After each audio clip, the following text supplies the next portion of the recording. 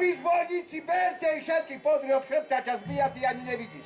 História na Liptove ožíva a dobré zvyky sa postupne vracajú. Namiesto na Panské však ponovom zvolávajú všetkých turistov na dovolenku. Na všeobecnú známosť sa dáva dôležitá správa. Liptovská sezóna sa otvára. Sem. Tento rachot zrejme po 300 rokoch zobudil aj Zemana Sentiványho, ktorý sa nad pokrokom v regióne nestíha čudovať. Najviac ma prekvapuje teraz koč, keď nemá kone. No po chvíli sa mu rozjasnila nielen myseľ, ale aj zrak. Jaj, potešilo mi, srdce mi poskočilo, radostne som dýchal, lebo Liptov okrásnel, poľučtel a je ľúbezný, tak ako bol. A aj zveľadený.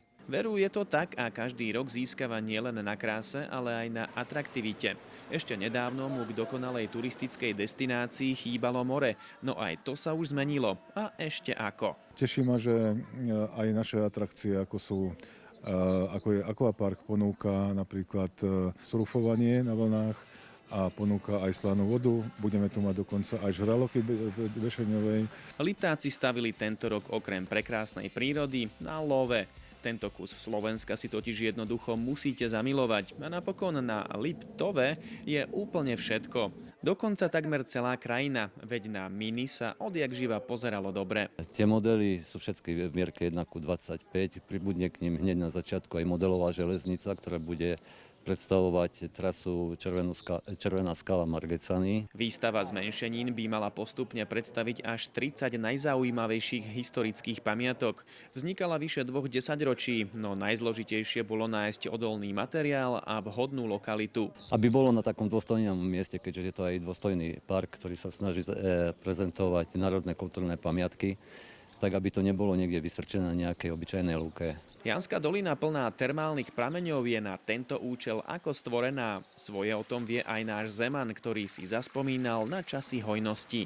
Slovenské bublinky sú odtiaľto do Šampanského, hej.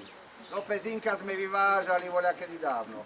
To boli časy, keď sa poľovalo na divú zver a najlepší medveď bol ten, ktorý visel na stene. Dnes sa na ne chodia pozerať celé rodiny, ba čo viac, v kontaktnej zoo sa ich možno aj dotknúť, ako napríklad tohto 4-mesačného macka Kuba. Sme veľmi radi, keď naberú tú odvahu a prídu k tým zvieratkám. Samozrejme, treba ich rešpektovať, ich kľud, treba počúvať pokyny ošetrovateľov a zvieratka si určia, že kedy sa ich môžeme dotknúť, kedy nie, ale dá sa ísť ku každému druhu zviera. Z ponuky letných noviniek pre dovolenkárov to však nie je zďaleka všetko. Z Ružomberka do Korytnice ich čaká cyklokorytnička, čo je nová naučno-relaxačná trasa.